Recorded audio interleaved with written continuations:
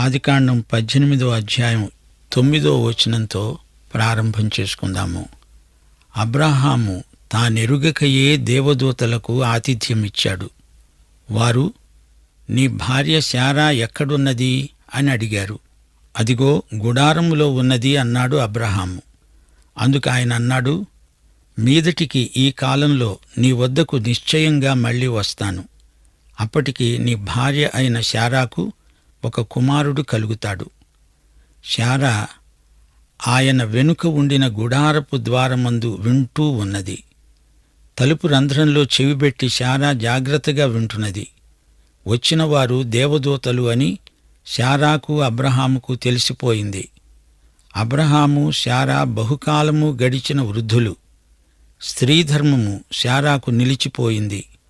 శారా అనుకున్నది, నేను బలము ఉడిగిన దానిని అయిన తరువాత నాకు సుఖం కలుగుతుందా? నా యజమానుడు వృద్ధుడై ఉన్నాడు కదా. శారా తనలో తానే నవ్వుకున్నది. నాకు కొడుకు పుడతాడా? ఇది సాధ్యమా? శారా నవ్వింది. ఇది ఎటువంటి నవ్వు? దేవుని మాట నమ్మదగిందేనా అనే అనుమానపు నవ్వు. ఇది నా పట్ల నిజంగా జరుగుతుంది అంటావా? అది నవ్వు. ఇది నమ్మదగని నిజం అనుకుని నవ్వింది. ఇది ఎలా నమ్మటం? అందుకే ఈ నవ్వటం.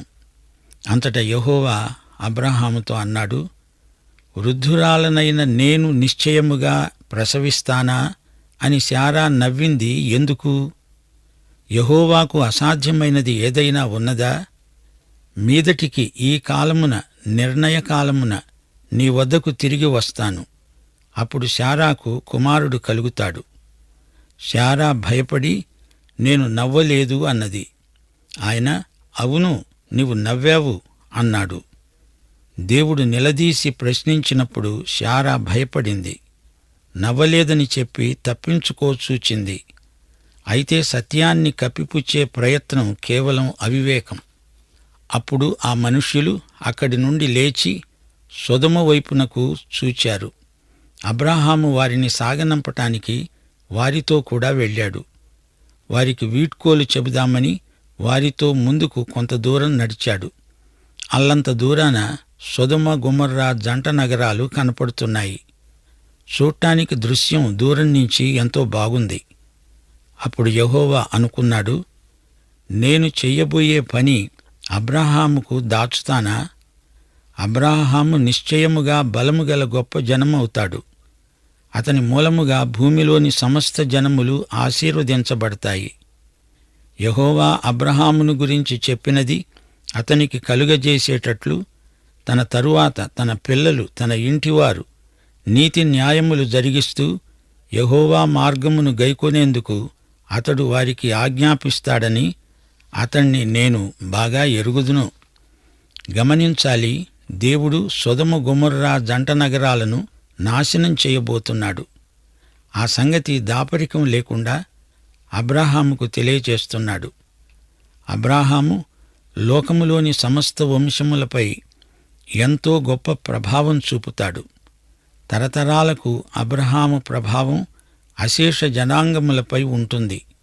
ఈ రోజు వరకు అబ్రాహాము ప్రభావం అలా సార్వత్రికంగా నిలిచిపోయి ఉంది. ఈ నిజం అందరూ ఒప్పుకొని తీరాల్సిందే. ఈ జరగబోయే విషయం అబ్రాహాముకు దాచకూడదు అనుకున్నాడు దేవుడు. అబ్రాహాము ఇంటిలో ఎంత క్రమశిక్షణ ఉందో దేవుడు గుర్తించాడు. 20-21 వచనాల్లో దేవుడు తాను ఏం చేయబోయేది చెప్పేస్తున్నాడు. సొదొమ గొమొర్రాలను గూర్చిన మొర గొప్పది. వాటి పాపము బహుభారమైనది. నేను దిగిపోయి నా వద్దకు వచ్చిన ఆ మొర చొప్పున వారు సంపూర్ణముగా చేశారో లేదో నేను చూస్తాను. చెయ్యని ఎడల అది నేను తెలుసుకుంటాను. దేవుడంటున్నాడు, ఫిర్యాదు వచ్చింది, విచారణ చేయడానికి నేను వెడుతున్నాను. దేవుడు విచారణ చేయకుండా ఏదీ త్వరపడి చెయ్యడు. దేవుడు చెప్పబట్టి అబ్రాహాముకు అర్థమైంది. లేకపోతే దేవుడు పాపాన్ని చూచి ఉదాసీనంగా తటస్థంగా ఉండిపోయాడు అనుకునేవాడేమో. లేదా దేవుడు కఠినుడు, హఠాత్తుగా జంట నగరాలను నాశనం చేశాడు అనుకునేవాడే. అందుకే దేవుడు తన బిడ్డలకు తాను ఏం చేయబోయేది బయలుపరుస్తాడు. దేవుడు బయలుపరచిన సంగతులను బట్టి ఆయన పట్ల మనకు సదవగాహన కలుగుతుంది. అయినా దేవుడు అన్ని సంగతులు చెప్పడు, అవసరమైనంత వరకే చెప్తాడు. ఆ మనుష్యులు అక్కడి నుండి తిరిగి సొదొమ వైపుగా వెళ్ళారు. అబ్రహాము ఇంకా యెహోవా సన్నిధిలోనే నిలిచి ఉన్నాడు. దేవుని సన్నిధిలో అబ్రహాము కనిపెట్టి ఉన్నాడు. అప్పుడు అబ్రహాము సమీపించి అన్నాడు, దుష్టులతో కూడా నీతిమంతులను నాశనం చేస్తావా? ఇప్పుడు అబ్రహాము లోతును గురించి ఆలోచిస్తున్నాడు. అంతకు ముందు ఒకసారి లోతును కాపాడాడు. మరి ఇప్పుడు లోతుకు గొప్ప ప్రమాదం ముంచుకొచ్చింది. లోతు నీతిమంతుడని, రక్షించబడిన వాడని అబ్రహాము నమ్మకం. అందుకే దేవుణ్ణి అడుగుతున్నాడు, నీతిమంతుల మాటేమిటి? చాలామంది ఆ జంట నగరాలలో రక్షించబడిన వారు ఉంటారులే అనుకుంటున్నాడు అబ్రహాము. అబ్రాము గోజాడుతున్నాడు. ఇది ఉత్కంఠభరితమైన విజ్ఞాపన ప్రార్థన. దేవా, ఆ పట్టణములో ఒకవేళ 50 మంది నీతిమంతులు ఉంటే దానిలో ఉన్న 50 మంది నీతిమంతుల నిమిత్తం ఆ స్థలాన్ని నాశనం చేయక కాపాడవా? 50 మందిని ఆ పట్టణంతో నాశనం చేస్తావా? ఆ చొప్పున చేసి దుష్టులతో కూడా నీతిమంతులను చంపడము నీకు దూరమగునుగాక. నీతిమంతుని దుష్టునితో సమానముగా ఎంచటం నీకు దూరమగునుగాక. సర్వలోకమునకు తీర్పు తీర్చేవాడు న్యాయము చేయడా? అవును, పరమతీర్పరి న్యాయం చేకూర్చడా? బైబిలంతా ఇదే సాక్ష్యం వినబడుతుంది. సర్వలోకమునకు తీర్పరి ఎల్లప్పుడూ న్యాయమే తీరుస్తాడు. మానవునిదే అన్యాయం, దేవునిది ఎప్పుడూ న్యాయమే. అప్పుడు దేవుడన్నాడు, సొదొమ పట్టణములో 50 మంది నీతిమంతులు గనక నాకు కనపడితే వారిని బట్టి ఆ స్థలమంతటినీ కాపాడతాను. అబ్రాహాం అంతటితో విడువలేదు అన్నాడు. ఇదిగో, ధూళి బూడిదే అయిన నేను ప్రభువుతో మాట్లాడడానికి తెగిస్తున్నాను. 50 మంది నీతిమంతుల్లో ఒకవేళ 5 తక్కువైతే 5 తక్కువైనందున ఆ పట్టణమంతా నాశనం చేస్తావా? అందుకు ఆయన అన్నాడు, అక్కడ 45 నాకు కనబడిన ఎడల నాశనం చెయ్యను. ఈ మాటకు అబ్రహాముకెంతో ధైర్యం వచ్చింది. అతడింకా ఆయనతో మాట్లాడుతూ, ఒకవేళ అక్కడ 40 మందే కనపడతారేమో అన్నప్పుడు దేవుడు, ఆ 40 మందిని బట్టి నాశనం చెయ్యను అన్నాడు. అప్పుడు అబ్రహాం అన్నాడు, ప్రభువు కోపడకపోతే నేను మాట్లాడతాను. ఒకవేళ అక్కడ 30 మందే కనపడతారేమో. ఆయన అన్నాడు, 30 మంది నాకు కనపడితే నాశనం చెయ్యను. అందుకు అబ్రహాం అన్నాడు, ఇదిగో, ప్రభువుతో మాట్లాడ తెగిస్తున్నాను. ఒకవేళ అక్కడ 20 మందే కనపడతారేమో అన్నప్పుడు ఆయన అన్నాడు, ఆ 20 మందిని బట్టి నాశనం చెయ్యను. చిట్ట చివరికి అబ్రాం అన్నాడు, ప్రభువు కోపపడకపోతే నేను ఇంకా ఒక్కసారే మాట్లాడతాను. ఒకవేళ అక్కడ 10 మందే కనపడతారేమో. దేవుడన్నాడు, సరే, ఆ 10 మందిని బట్టి నాశనం చెయ్యను. యెహోవా అబ్రాముతో మాట్లాడడం చాలించి వెళ్ళిపోయాడు. అబ్రహాము తన ఇంటికి తిరిగి వెళ్ళాడు. అబ్రాహాము పట్టువిడువక ప్రార్థన చేశాడు. అతని విజ్ఞాపన ప్రార్థన దీక్ష ఎంతో గొప్పది. 50 మందితో మొదలుపెట్టి 10 వరకు సంఖ్యను తగ్గిస్తూ వచ్చాడు అబ్రహాము. 10ని ఇంకా ఎందుకు తగ్గించలేదు అబ్రహాము? ఒకవేళ ఒక్క నీతిమంతుడే ఉంటేనో, అప్పుడు దేవుడు ఆ ఒక్క నీతిమంతుణ్ణి అక్కడి నుంచి బయటికి తీసుకువెడతాడు గాని పట్టణం నాశనమైపోయేదే. చివరికి అదే జరిగింది. ఒక్కడే నీతిమంతుడు, అతడే లోతు. అబ్రహాము అలా అనుకోలేదు, కాని దేవునికి తెలుసు, ఆ జంట నగరాలలో ఒక్కడే నీతిమంతుడు, అతని పేరు లోతు. అందుకే దేవుడు లోతుతో చెప్పాడు, రా, బయటికి వచ్చేయి, నీవు వెళ్ళిపోయే వరకు నేను ఈ పట్టణాన్ని నాశనం చేయలేను. యుగాంతంలో జరగబోయే సంఘటన ఈ సందర్భంలో చెప్పక తప్పదు. సంఘం ఈ లోకంలో ఉండగా లోకం మీదికి మహాశ్రమలు రావటానికి వీల్లేదు. ఎందుకని? క్రీస్తు మన పక్షాన తీర్పునకు గురయ్యాడు. అందుచేత రాబోయే తీర్పు సంఘం మీదికి రాదు. శ్రమలు వచ్చినప్పుడు సంఘం ఇక్కడ ఉండదు. సొదొమ గొమొర్రా జంట నగరాలు లోకానికి సాదృశ్యం. ఈ రోజున లోకం అచ్చం అలనాటి సొదొమ గొమొర్రాలలాగే ఉంది. ప్రభువు ఎప్పుడు వస్తాడో తెలియదు. ఆ సంగతి దేవుడు బయలుపరచలేదు. అయితే ఆయన ఎప్పుడైనా రావచ్చు. నేడో రేపో, ఈ క్షణమో మరుక్షణమో ప్రభువు రావచ్చు. తీతుపత్రిక 2వ అధ్యాయం 11 నుండి 13వ వచనం వరకు వినండి. సమస్త మనుష్యులకు రక్షణకరమైన దేవుని కృప ప్రత్యక్షమై మనకు బోధిస్తున్నది. ఏమని? మనము భక్తిహీనతను, ఇహలోక సంబంధమైన దురాశలను విసర్జించి శుభప్రదమైన నిరీక్షణ నిమిత్తము, అనగా మహాదేవుడును మన రక్షకుడును అయిన యేసుక్రీస్తు మహిమ యొక్క ప్రత్యక్షత కోసము ఎదురుచూస్తూ ఈ లోకములో స్వస్థబుద్ధితో, నీతితో, భక్తితో బతుకుతూ ఉండాలి. యేసు రాకడ అతి సమీపమై ఉన్నది. ప్రియ సోదరీ సోదరులారా, మనము దేవుని పిల్లలమని పిలువబడినట్లు తండ్రి మనకు ఎట్టి ప్రేమను అనుగ్రహించాడో చూడండి. అది ఎట్టి ప్రేమ! మన కోసమై ప్రాణం పెట్టిన ప్రేమ.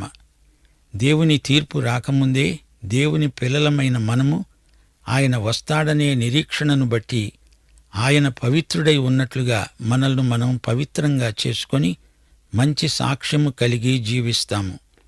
యేసునందు పాపమేమీ లేదు. ఆయన యందు నిలిచి ఉండేవాడు ఎవడూ పాపం చేయడు. సోదరుడా, సోదరి, దేవుడు నిన్ను చూస్తున్నాడు. మన భావజీవితాన్ని కూడా ఆయన తేటగా చూడగలడు.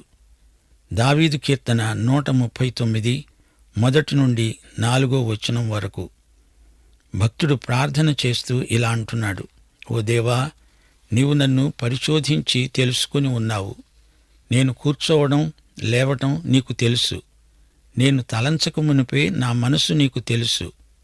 నా నడక, నా పడక అంతా నీవు పరిశీలన చేసి ఉన్నావు. నా చర్యలన్నీ నీకు తెలుసు. నా మాట నా నాలుకకు రాకమునిపే అది నీకు పూర్తిగా తెలుసు. యేసు ప్రభు కొండమీది ప్రసంగంలో అన్నాడు, మీ తలమీది వెండ్రుకలు ఎన్నో, ఆ లెక్క మీ తండ్రికి తెలుసు. మరో విషయం మీ దృష్టికి తేగోరతాను.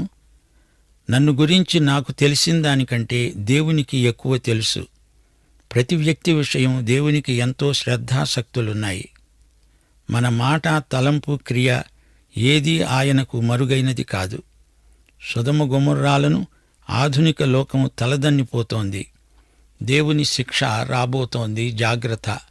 మత్తయి శుభవార్త 7వ అధ్యాయం 21వ వచనంలో ప్రభువు హితోపదేశం గమనించండి. ప్రభు ప్రభు అని నన్ను పిలిచినంత మాత్రాన ఎవడూ పరలోక రాజ్యంలో ప్రవేశింపడు గాని పరలోకమందున్న నా తండ్రి చిత్తము ప్రకారము చేసేవాడే ప్రవేశిస్తాడు. మత్తయి శుభవార్త 19వ అధ్యాయం 17వ వచనంలో ప్రభువు ఒక యువకునికి చేసిన హెచ్చరిక మనము ఎన్నడూ మరువరానిది. నీవు జీవములో ప్రవేశింపగోరిన ఎడల ఆజ్ఞలను గైకొనవలసిందే. హెబ్రీ పత్రిక 5వ అధ్యాయం 9వ వచనంలో చెప్పబడినట్లు తనకు విధేయులైన వారికందరికీ యేసు నిత్య రక్షణకు కారకుడు గనుక వెంటనే యేసు ప్రభువు మాటను శిరసావహించి ఆయనను స్వకీయ రక్షకుడుగా అంగీకరించడమే ఏకైక మార్గం. ఇప్పుడు మనం ఆదికాండం 19వ అధ్యాయంలోకి ప్రవేశించబోతున్నాము. ఈ అధ్యాయంలో దేవదూతలు లోతును సందర్శిస్తారు. సొదొమ గొమొర్రాలు ధ్వంసమైపోతాయి. 18వ అధ్యాయంలో దేవునితో సహవాసం ఉంది. 19వ అధ్యాయంలో భయానకమైన చిత్తరువు కనిపిస్తున్నది. అబ్రహాము హెబ్రోనులో మమ్రే మైదానములో ఉన్నాడు. ఇక్కడ సొదొమలో అబ్రహాము సోదరుని కొడుకు లోతు కాపురమున్నాడు. లోతు తన భార్యతో 2 కుమార్తెలతో సోయరును వదిలిపెట్టి వెళ్ళిపోయాడు. సొదొమ గొమొర్రాలను దేవుడు నాశనం చేశాడు. లోతు భార్య ఉప్పు స్తంభంగా మారిపోయింది. ఆ తరువాత లోతు అజాగ్రత్తగా ప్రవర్తించి భయంకరమైన పాపంలో పడిపోయాడు. లోతు జీవితం ఆధ్యాత్మికంగా అడుగంటిపోయింది.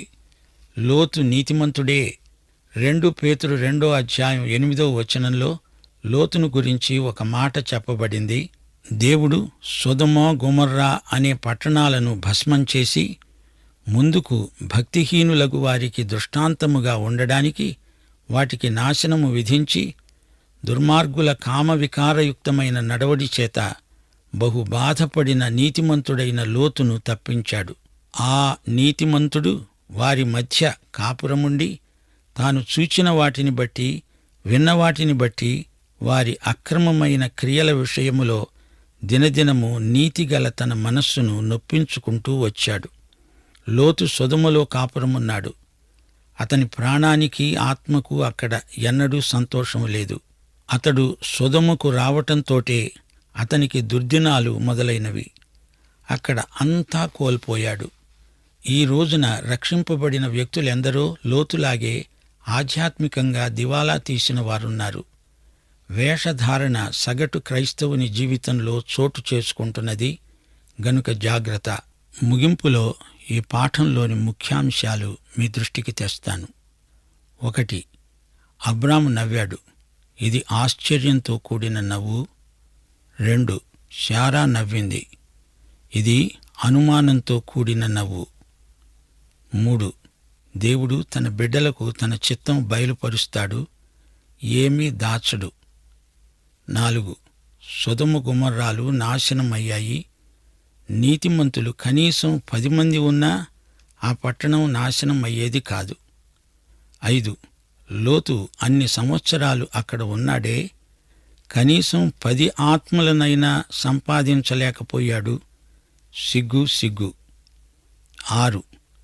లోతు రక్షించబడిన వాడే కాని అంతా కోల్పోయాడు.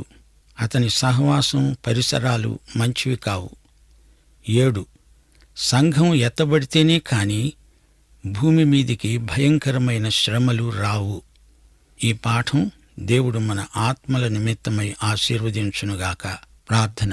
కృపాభరితుడైన మా తండ్రి, నీకు మా హృదయపూర్వకమైన కృతజ్ఞతాస్తుతులు. ఈ రోజున మేము ఎన్నెన్నో సత్యాలు మీ పాదాల చెంత నేర్చుకున్నాము.